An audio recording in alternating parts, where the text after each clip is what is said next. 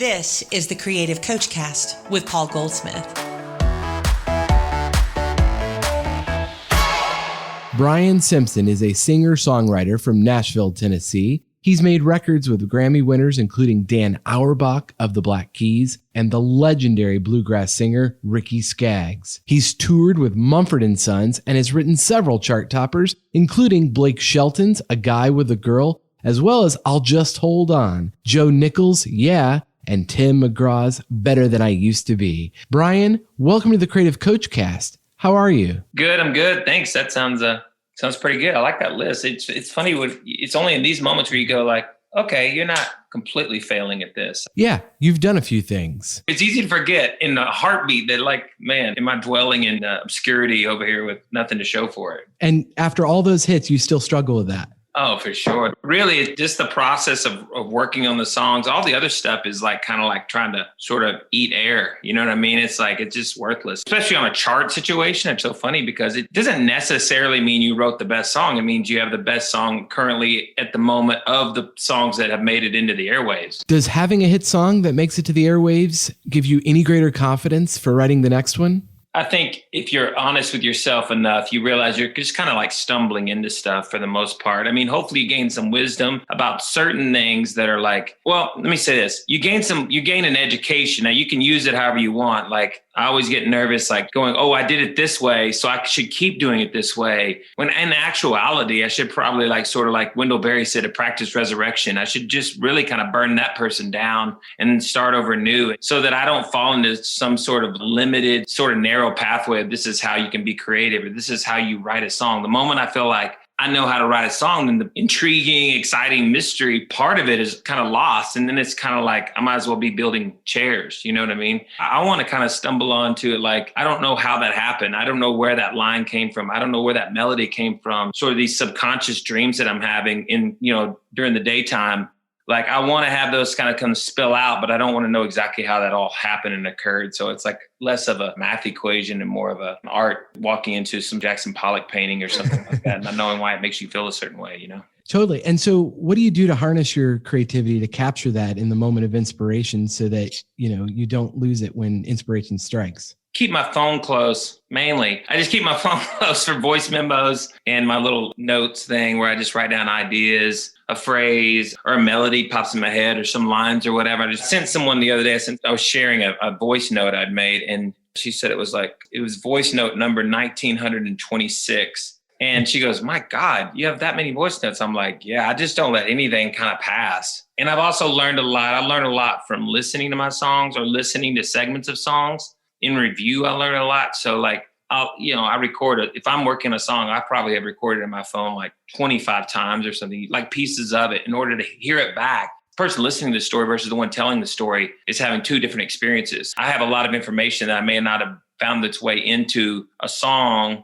And I want to know if when I listen back to it, even though I've kind of got too much information to make it a pure test, but I want to see if it sounds like what I'm trying to get across, Totally. And when you're writing a song or working on crafting the idea, how soon in that do you share it with other people? Way too soon. I share it with my wife for sure. Nobody gets pummeled with song ideas and half written, most of them not very good songs. And I played her a song last night I'm writing that I knew it wasn't finished. I knew it wasn't right, but I also needed to play it for an audience in order to kind of like go, yeah, that isn't right. It's kind of like putting puzzle pieces into place. And it's like, that puzzle hasn't come together. But sometimes I need to force myself to just be honest, because there's nothing more fun than starting a song. There's nothing more accomplished feeling than finishing a song. But it feels like you're never going to get finished with a song or finished with anything creative, honestly, whether it's putting together a record or putting together an art project or putting together a band. It never feels like it's like kind of there. And like Leonard Cohen, from what I read, he continually changed songs that he'd written that that were very successful. He'd still sing them differently on the road because he felt like the song was still evolving. So you definitely have to love the process. So for me, it's just like, I'm grateful that I love the process. It makes me feel alive, and then just show up. I keep my nose to the grindstone, so to speak. I mean, I just want to be there holding the guitar or whatever, like when the inspiration strikes as much as possible. Because if not, I can miss it. If you get a beautiful song idea that comes to you in the middle of a movie at a movie theater, if you're sitting around doing, you know what I mean? It's like more difficult to get it down. Are you whipping out the guitar in the theater? No, definitely not. But I definitely walked out of theaters, but it's still like a little stunted. When you get a creative idea, like you can feel kind of like, I don't know what it feels to actually be pregnant, but I can certainly feel like something wants to be birthed, but it doesn't involve any swelling of feet or odd appetites or anything like that. So maybe Lamaze, but breathing exercises. I definitely need, breathing techniques while I write or make music in general. Just being in the music business in general, I need new breathing techniques for sure. So how do you know when you're done? Now, I've recorded songs that after listening to songs on records, I go, that song wasn't done. I just rushed into it. So I just needed to put it down. I mean, so maybe there's a part of that is just like you just record them. Can't remember if it was you two or somebody just said, hey, you never finish a record, you just turn it in. But there are songs where I feel like I can feel the final sort of piece locking into place, the final puzzle piece. I feel it lock in. That requires some sort of a impractical patience for me. It really requires me to continue to like just be willing and able to be sculpted by the song, as opposed to feeling like, you try to manufacture situations. It doesn't get you to that place of fruition. So I kind of want the song to sort of be crafting itself. And I'm just kind of there to say, oh, there it is. There's that line. There's that melody, that whatever. And you mentioned keeping your nose to the grindstone, but how do you do that and not force it? What is an average work day for you? What's that look like? To overdraw on the metaphor, I usually keep 7 tables working with 7 different puzzles, so that when I get stumped on one, I just go to the other one. So I'll get to a place where I feel like I can't find it. I don't know what it's going to be, and I'll go to another song. Maybe that's not the best habit either. I mean, because it certainly kind of gives me an out. You know what I mean? But I hear stories about like Townes Van Zandt locking himself in a closet for 13 hours a day to finish one song, and it's just like, you don't do that. I know I haven't done that yet. But there are times where I feel like maybe that'd be a good practice. Give myself no out, but my attention span will allow for it. Or the other thing is to do, just keep yourself inspired more than anything. I mean, one of the most inspiring creative things I can ever do is just walk out of the room, just get up, maybe go to the restroom or go get a drink of water or coffee or whatever, and just kind of shake up the sort of, when I get here sitting in this sort of sedentary place, I can kind of get the molecules or whatever you want to say, get settled, and it doesn't feel, and then I have to get myself back into the place. So maybe listening to music or reading about something like that, or just reading a passage or whatever. Yesterday, I read a poem to get inspired by Wendell Berry, and whatever it takes just to sort of get to that place. But mainly just to sort of sometimes for a few minutes at least take my mind off of it is also another good practice. Which song is giving you the most inspiration right now? My favorite song is whatever song I just finished. So that's always the case. Of course, that'll fade the moment I finish another song. So it's very temporary. My relationship with these songs can be somewhat hostile, I guess, on the song side. What's the longest period of time you've held on to a piece of a song or a hook before, that it hasn't come to fruition? Oh, years. Probably. Well, there's one song that I'm going to try and put on a record soon that I wrote back at least 7 years ago. I started writing 7 years ago, and I've been trying to record it. And so when I'm also writing them and then I record them, and sometimes that shifts, feels like the lyrics need to shift there as well. Is maybe the melody needs to change a little bit in order to make the recording to this place that I feel like it would actually translate the best. So there's all these moving pieces, and I finally feel like it's right. I recorded a little demo of it recently, and I feel like that song is this is the way we should do it. This is the way we're going to record it. And I feel like the chords are in the right place. The lyrics in the right place, has the right emotional qualities. I mean, that song says 7 years in the making or whatever. So it can be a long period, but it's kind of cool. I never have any kind of it never goes. I mean, this is problematic as well for sleep and things like that are necessary to humanity. But there's always the voices in my head. There's always this relationship. I'm always in sort of this dialogue with the muse or the creator, which is helpful to me in my spiritual dialogue to know that I'm kind of at the will of the song to some degree, at the moving of the spirit and all that kind of stuff. It's not really just like me. And I have a rhyming dictionaries and such like that, but I never really use them because I feel like it's not a hammer and a nail. There's something also happening here that's completely different that I don't know how to quantify. And that's the part that I want to stay right in. You're trying to nail Jell-O to the wall. It's just not happening. Yeah. Yeah. I always say it's I think about this the way about my sort of theology as well. And, and everything's sort of tangled up together, who we are as people. But the idea of if you look at songs like a math equation, then they can be that. You know what I mean? There is a such thing as like song math, and they use it, in pop songs a lot as well. And this sort of song math. But I feel like once a song has been, if you use song math, that song can be solved. It's an equation that can be solved. But if I think of it more like a deconstructed painting of a Salvador Dali, like if I'm standing in the middle of a flock of, I don't know what the term would be for a bunch of butterflies, but if I'm in that, like if you've ever been in one of those, like, I don't know what it's called, like maybe it's an arboretum. Is that what it's called? Yeah, that sounds about right. Well, yeah. Arboretum. Figure that arboretum. That's right. But you can go into these, and there'd be tons and tons of butterflies and all that. It's sort of, one of my bands did a video shoot, and I walked up to the door, and there was all these butterflies. I don't know how they either stay there. I don't know what was going on, but it was like this whole thing of like, how do you put that into, you know what I mean? You don't ever solve that. You want your art and your music to be something that can be stared at for a long time, and people are continue letting the art sort of like change the person that's viewing it or listening to it, as opposed to walking up to the art and solving it, Yes. Like it's a different thing. It's just like, let this thing take you, and it sort of should shape you as you stare into it, as opposed to like sort of sorting it out upon the first. Oh, I like what that trick that did. Nobody really likes. I mean, one trick ponies are like fun for a while, but ultimately they usually lose their sort of lure because you figure the trick out. That's what you want to find, is that person that in life, or that piece of art or whatever. You want to find that thing that has that mystery to it that transforms every time you look at it and offers something new. Do you ever experience creative block? No,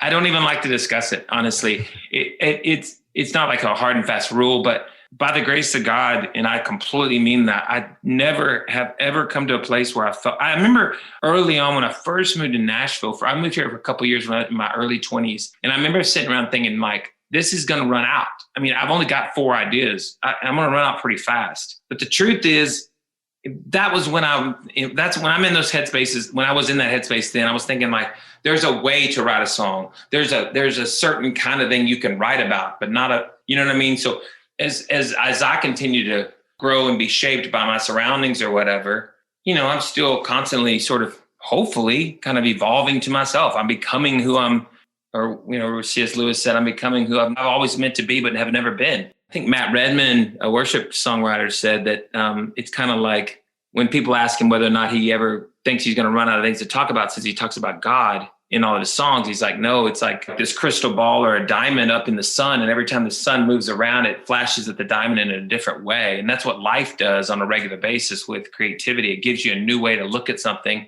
And if you just stay sort of open to the concepts of like having dialogues with other people, they're speaking into your situation in a way that is changing the way that you look at life and look at experiences and all that kind of stuff. And hopefully you can pour that into your songs. You've had a lot of experiences since coming to Nashville. You mentioned coming here at 19 or 20, and you've been making songs ever since. Thousands of people make that same journey to Nashville to make music, and they end up working in restaurants or returning home brokenhearted. What do you attribute your lasting success to? Lack of other abilities, lack of other options.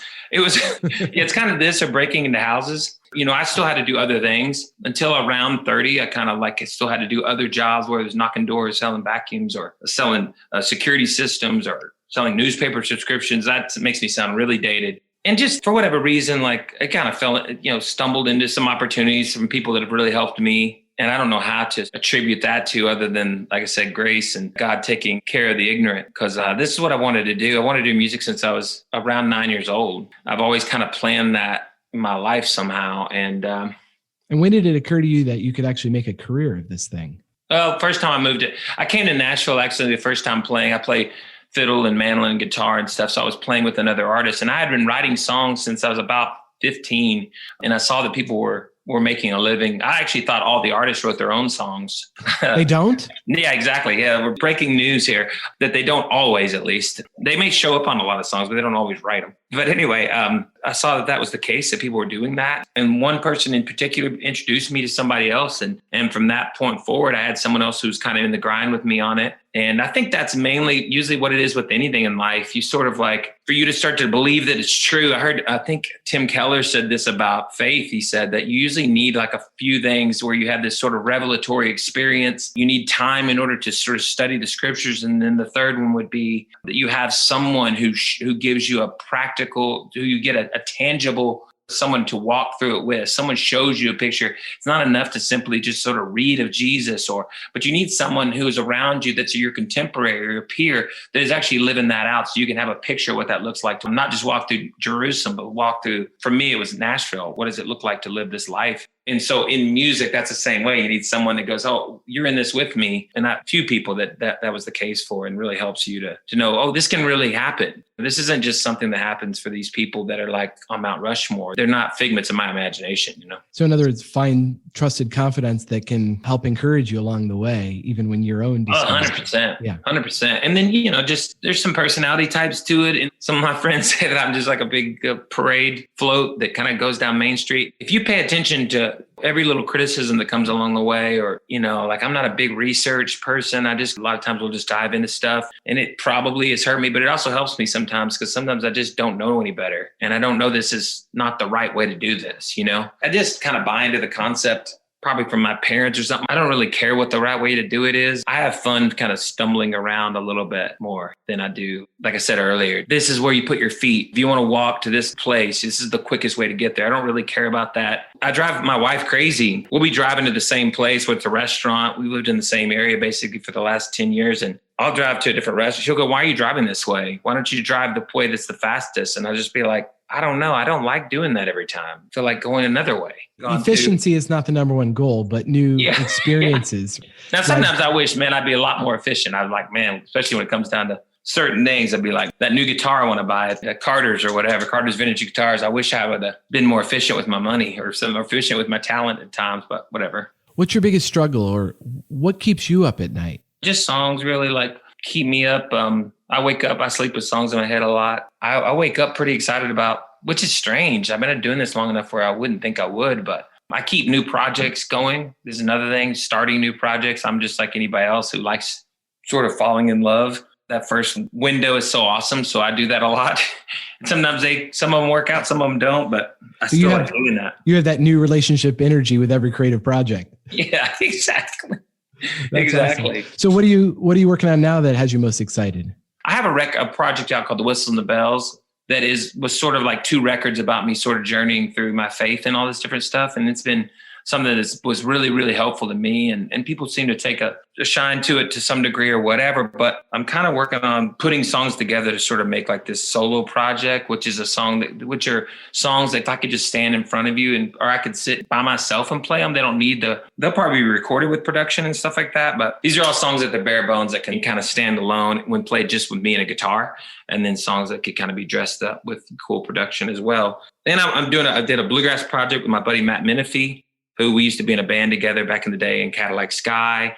And we put out a record 7 songs last year. So that's what I grew up listening to and playing was bluegrass. So that always keeps me rooted. And, I'm kind of probably always that kid who got drug out, as soon as I could play my fiddle or mandolin or guitar or whatever when I was 10 years old, playing in front of my aunts and uncles or whatever in the living room. So there's probably some part of me that still loves that sort of, I know it's true, being able to just immediately grab an instrument and play it. And also the communal aspect of that, like acoustic music really has a communal thing that's sort of like the back and forth. It doesn't require a whole lot of, or maybe I'm just lazy and I don't want to have to carry amps, or that's probably as much as it is anything else. I don't think you're lazy by your body of work. Speaks for itself. But you've mentioned your faith journey. That's led to some nonprofit work. Tell us about that. Yeah, I have a nonprofit called Hands and Hearts for the Harvest. In 2018, came to a place of faith and sort of like said, I want my life to sort of look like what I believe. So I just started kind of saying yes to a lot of things. And one thing I said yes to was a trip to Sierra Leone, Africa. And while I was there, I sort of got this vision. The funny thing about it is that these visions are so romanticized, and it was romanticized in my head, but it definitely takes more hard work than I ever imagined. That's for sure.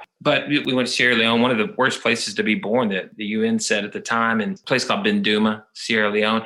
And just a whole bunch of kids that just never in their history of their people have never had an opportunity to education. So we were able to, with a lot of people coming along, I didn't know what to do. I just got this sort of vision for it, came back to the States, asked people to give some money. And before long, we had a school started that houses about 120 kids, are getting to sort of change hopefully like the whole prospect of these people in this really poverty-ridden place is going to change as these kids get an opportunity to learn and go to school and all the different things that are required. Because in Sierra Leone, to go to university, you have to learn English, and it didn't cost that much money, really. I never want to minimize the fact that if someone gave me, I don't know what $500 is to somebody. $500, maybe $5 to somebody else, but it might be $50,000 to somebody else, So it is harder money, but it's not so much that you have to have, in order to do great things in this world, it's not as though you have to have this sort of golden egg that you save up all the time. And it's, if I can just get to this number, I can really change the world or help the world, especially in America. The money that we make here, that we make say is very piddly or little, can really move some mountains in other places. That's certainly what I figured out. Well, it sounds like you've done just that, move some mountains for the kids that now get to go to that school in Sierra Leone, Africa, and your music has moved more than a few hearts. Thank you so much for giving us a window into your creative process today. If people want to follow you online, where can they find you?